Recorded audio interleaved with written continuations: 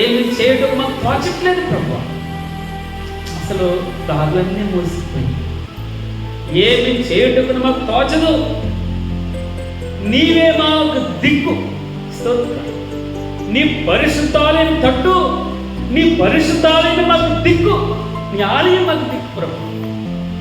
నీవే మాకు దిక్కు అని ప్రార్థన చేశారు. ప్రార్థన చేయడమే కదా. యూదా వారందరూ తమ శిశువులతోనూ భార్యలతోనూ పిల్లలతోనూ యెహోవా సన్నిధిని ఆయన పాదాల దగ్గర పెట్టుకోవాలి. ఆయన పాదాల దగ్గర ఓ గొప్ప పర్వతమా, ఓ వర్షమా, యాకోబుని ప్రార్థనకి వెళ్ళకుండా అడ్డగించడానికి, ఓ వర్షమా నువ్వు ఎంతమంది అన్నారు గుడిగేసుకుంటూ రాలేరు.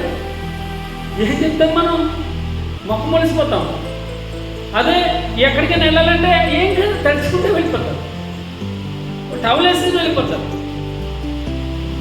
వాక్యం చెప్పేటప్పుడు కొద్దిగా ఎవరికైనా ఇప్పుడు ఉపవాస కూడికి కుటుంబాలుగా రావాలి. వర్షం ఏం చేస్తుందండి? డ్యూటీ నుంచి తడుస్తూ రాలేదు, డ్యూటీ నుంచి గుడిగేసుకుంటూ రాలేదు.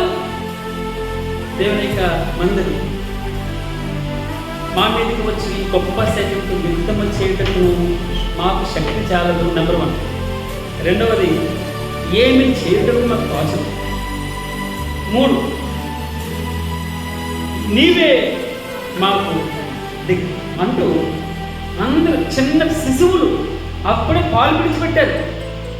అంటే ఇంకా పాలు విడిచిపెట్టలేదు మా బాధ. శిశువులు చిన్న చిన్న పిల్లలు పాలు పిల్లలు తీసుకొచ్చారు, భార్యలు అందరూ కుటుంబంగా యెహోవా సన్నిధిని నిలబడి. ఎందుకో తెలుసా? తమ దయ దేవుడి దగ్గర ఇంకా నీవే మాకు ఆయన దగ్గర సాగిలు పడ్డం. ఆయన మా వల్ల కావట్లేదు, ఈ బాధ నా వల్ల కావట్లేదు, నువ్వే చేయాలి, ఏదో చేయను. ఒక పాట ఉంది, నీవే ఏదైనా చేయాలి ప్రభు, నీవే ఏదైనా చేయాలి ప్రభు. మాకు ఈ సమస్య నుంచి బయటపడడానికి అర్థం కావాలి. ఏదో ఒకటి చేయి ప్రభు, ఏదో ఒకటి చేయి.